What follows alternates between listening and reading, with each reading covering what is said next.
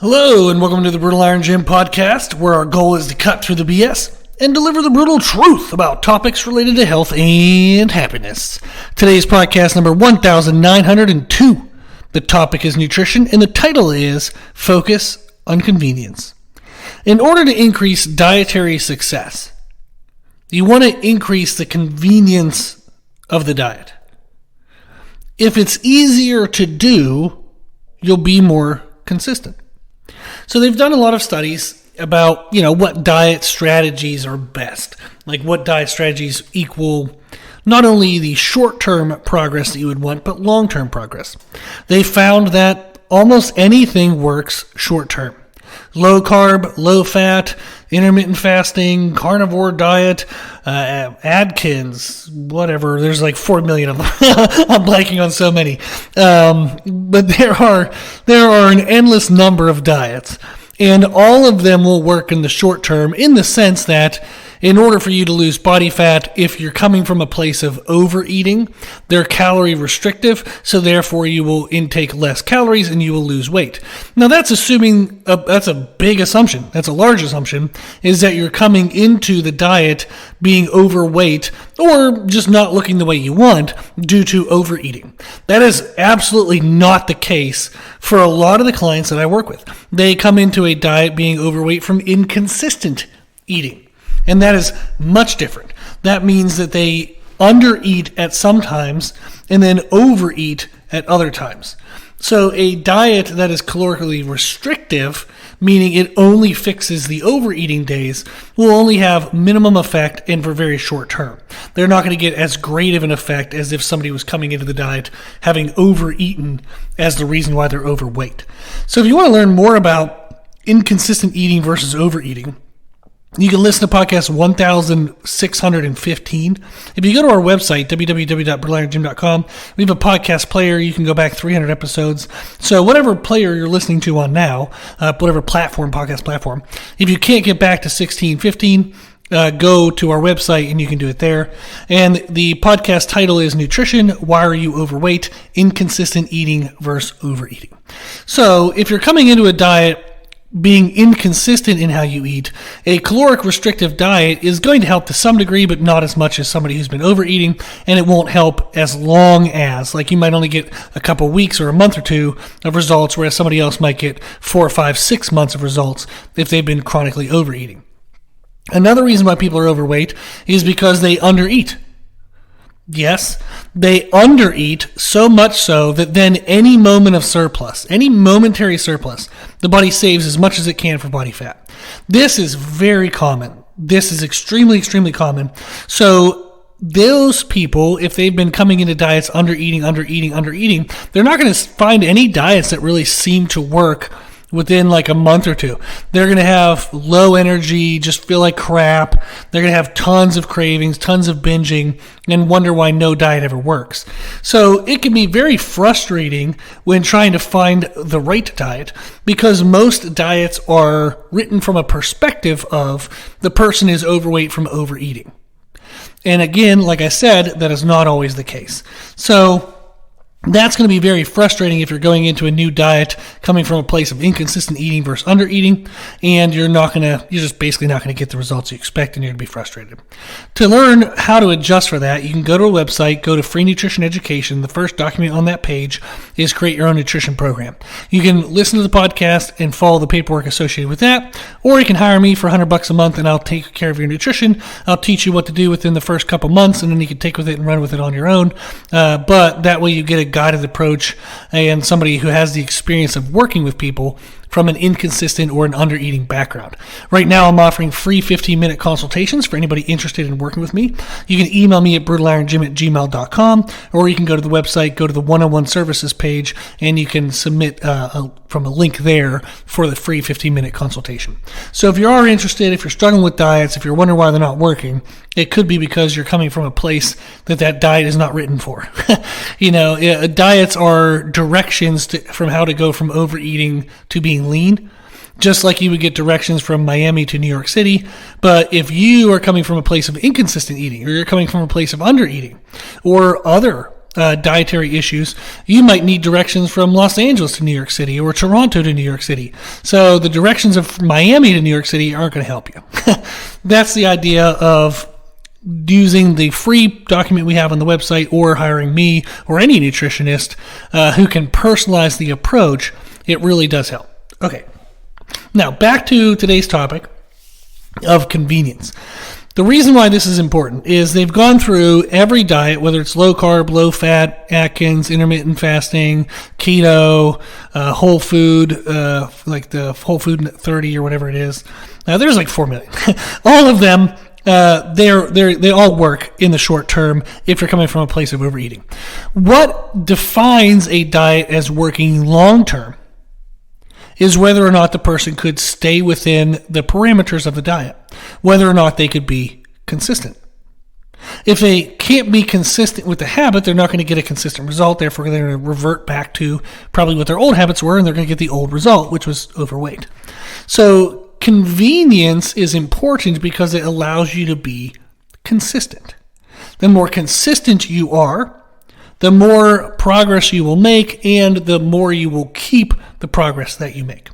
So I wanted to talk about 5 concepts today that can help just raise awareness to how we can improve consistency by increasing convenience. What I'd like you to do is to ask yourself, when you're considering your diet, how can I make this easier so I can be more consistent? When you think about what to have for breakfast, what to have for lunch, what to have for dinner, what to have for, meals in between those, when to eat, what to eat, how to eat, all those things. Every facet of the diet. Think to yourself, how can I make this easier so I can be more consistent? The 5 tips that I have, number 1 is food selection based on preparation. If a food is difficult to prepare, you will not be consistent with it. So, for example, I wanted to start eating more potatoes, white potatoes, along with rice. So my main carbohydrates of choice are jasmine rice. I just like the flavor of it compared to white rice. And I wanted to start eating more potatoes because they're a little cheaper. So I know rice is cheap, absolutely cheap, but I buy microwavable rice, which is between $2 and $2.50 per bag of rice, which is 480 calories, which is typically what I eat per meal. So I eat one microwavable pouch of rice per meal at $2 to $2.50 a pop. Whereas potatoes at the grocery store are like 78 cents a potato. And if I eat 2 of the potatoes, it gets me around the carbohydrates I need. So roughly it's about half to 2/3 of the cost of the rice. The reason why I wanted to make that adjustment was I wanted to switch from eating meals of only tuna and chicken breast to start adding in more red meat. I want to add in more steak. So steak is typically more expensive, so I wanted to find other ways to reduce food costs. Meredith and I work together for our budget. We track everything together. One of the things that I kind of track and control is purchasing of food in our food bills. She does some other things. We have actually a shared document on Google Drive. It's an Excel, whatever Google's version of Excel is, because they can't call it Excel. I think it's called Sheets. But we have a shared document between us for that we can look at all of our expenses, whether it's food expenses, gas, random purchases we might need for the house, variable things. So we plug in what we spend per day in whatever categories we spent it. We track that throughout the year. That way we both know exactly what's going on with our financial budget. So that's one of the ways in which we manage money. Since even though we both can see what's going on, it is kind of up to me to buy the food and cook the food. Not up to me. We made these choices, and I'm happy to control them because I know a lot about food. But in that, I'm rambling quite a bit. But the idea is I didn't want it to seem as though Meredith is disconnected from that. Not in any way whatsoever. We do everything fully together. We're teammates, so I wouldn't want her to not get the credit for the work that she does.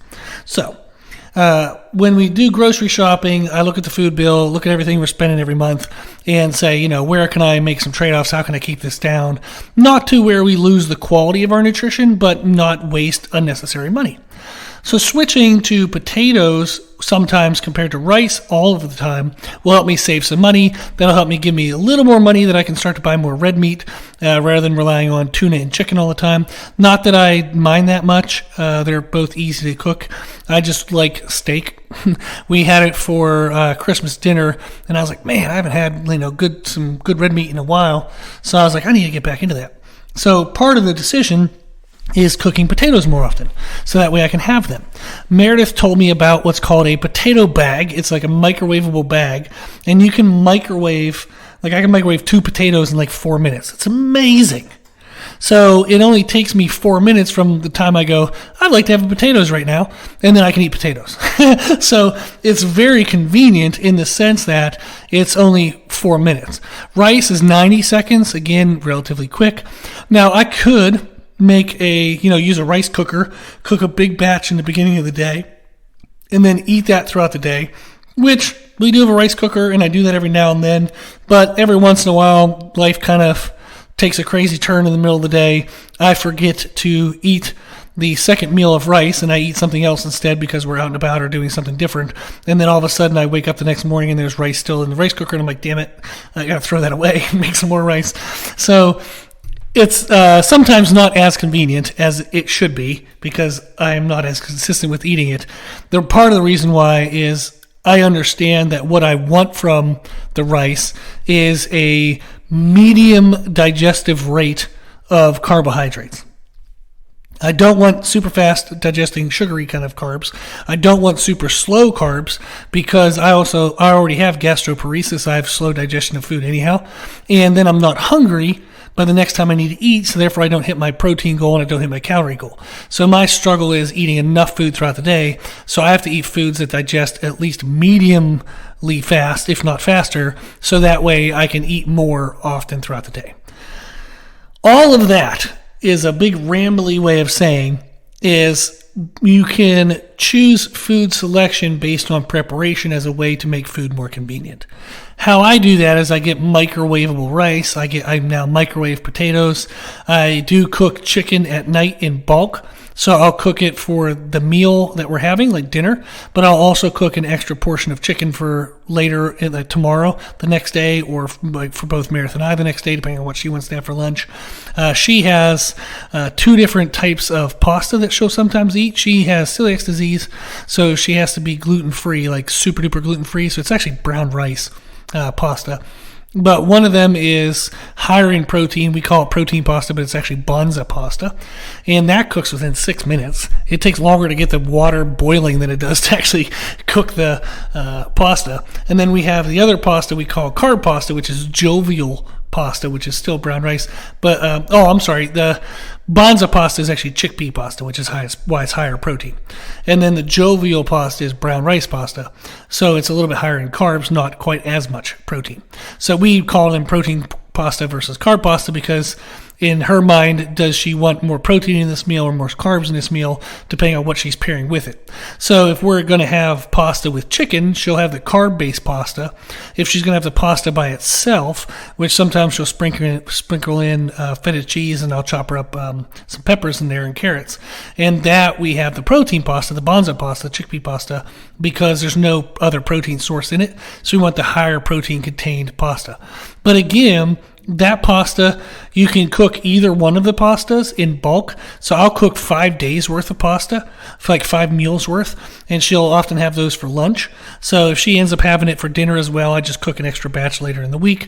But I cook all of her pastas at one time. You can add the feta cheese crumble, add the peppers and the carrots at that time, store away in Tupperware in our fridge. She got 5 meals anytime she wants them. She pulls them out when she wants it, pours on the dressing she likes, and then can start eating. So in the morning, she has a bagel and egg sandwich. And it has to be gluten-free bagel. Canyon House makes great gluten-free bagels and breads. So that, you just cut the bagel in half, pop it in the toaster. We microwave an egg in a bowl for 32 seconds. That tends to be the right speed, the right time for our microwave. In 32 seconds, the yolk is still kind of runny, but not super runny, so it's kind of like a nice middle consistency. So we microwave the egg for 32 seconds. When the bagel's done, put a little bit of jelly on it. She likes sugar-free grape jelly. Slap the egg on there, and then she eats that. That all could be made and prepped and cooked and done in like 10 minutes. So I'll do that for her if she's super busy, or she can do that on her own. Her lunch is already prepped. I do that on Monday mornings or Sunday nights, so that way she has lunch all week. And then I cook dinner fresh every night usually. So that again is going to be chicken and rice, or tuna and rice, or she likes tuna on salad, or now we'll be having like steak and potatoes mixed in. But the idea of all of this is that the foods that we choose provide the calories we need, they provide the protein we need, they are at the right digestion rate that we need per meal, and they're all relatively quick and easy to prepare. That allows us to be more consistent in that they're easy to prepare. Some of our fast options, she has Core Power drinks, which are high protein content drinks, and we have cheese sticks in the fridge. We'll also have a container of cashews. I like cashews. So we'll have a container of cashews. So if we're ever super quick in a rush, Core Power is a good drink. I'll have a protein shake. I get a carnivore beef isolate protein, which I really like because it's a thinner type of protein. It doesn't feel so thick. And I digest it better than dairy-based proteins. So I get carnivore beef protein, and I'll make that a quick little shake. Meredith grabs the Core Power, we'll grab some cheese sticks and cashews and be out the door if we need to. So we have fast options, we have regular food options, but all of them are very easy to prepare. And that allows us to be more consistent. Then you want to also choose food based on price. So I talked through that already about the rice versus the potatoes. And choosing foods that you can afford will absolutely help you be more consistent. I know that seems common sense, but often people feel the need to buy all these fruits and vegetables and special organic this and, specialty type products that will all have increased costs. And that can eventually take away from your ability to be more consistent because you just can't maintain purchasing those things. That's where, getting a greens supplement would be a great idea. Maybe cut down on the cost of vegetables if you need. They also typically have enough vitamins and minerals to cover fruits as well. Now, you can still eat vegetables when you want. You can still eat fruits when you want, but maybe don't feel as required to purchase in bulk, and then all of a sudden they go bad in time. So that's something to consider is there a cheaper version of this food that still gets me the calories, protein, the digestion rate that I need? Then food based on taste. Absolutely. It's okay to choose food that you like to eat. So for example, I've dieted many times off ground turkey and brown rice. I will not eat that unless I don't even think I'd eat that now if I had a diet because I can't stand it. I've done so many diets, 3 diets. I lost 50 pounds in 10 weeks or less. One time I lost 50 pounds in 8 weeks, and all I did was eat ground turkey and brown rice. Absolutely hate it. And that way it forced me to not be able to overeat because I said, this is the only food you get, body. So if you're hungry, you got to be hungry enough for this because I'm not feeding you anything else. And then all of a sudden I didn't eat very much and I lost a lot of weight. So now those were not done with longevity in mind. They were done just to get the result to see if I could achieve that goal in that time frame. But the concept of choosing ground turkey and brown rice, I chose on purpose because I don't like them. Therefore, I wouldn't overeat them. But now I also do not eat those, even though I still want to control my aesthetics and look a certain way. I'll eat food I enjoy because I can still balance and control food I enjoy. If you have foods that you like the taste of so much so that you overeat them, then it would be a good idea to, control those for, in some way. Maybe you only have it once a week or once a month, or you put limitations. If I'm going to have it, I'm only going to have this much at one time. So if there are foods that get you in trouble, quote unquote, due to taste, then you do have to control those. But otherwise, like if you're looking for a mediumly digesting carbohydrate, whether it's brown rice, white rice, jasmine rice, basmati rice, whether it's white potato, sweet potato, russet potato, whatever the heck potatoes there are, often a lot of pastas. All these like different carbohydrates have very similar digestive rates, and then you would find which one digests well for you. Like, do you feel bloated after one versus the other? Do you feel like you have to run to the bathroom after one versus the other? Do you feel like you have good energy or not? I did many diets where I experimented with certain carbohydrates like oats versus sweet potato versus rice. And what I found was when I ate oats, I had very low energy, even if the caloric amounts were the same. My body didn't digest it very well. I kind of felt bloated, just not good. Sweet potatoes, love them, but they've made me so full that I was never hungry enough for my next meal. Then when I went to jasmine rice, it was like the sweet spot for me. So getting to experiment helped me find the carbohydrate that matched my digestive profile the best and allowed me to eat and be hungry at the rate in which I needed. Then the fourth tip we have is meal schedule. Make your schedule easy. There's often no need to specify when a meal is down to like a singular minute. So for example, if you try to eat at 9, 12, 3, 6, if you can't eat at 9 and you have to eat at 9:30, that's fine. It's absolutely okay. It is not the end of the world. So I tend to kind of give myself and clients, I tell them in ranges, is we might want to eat a certain amount of calories per amount of time.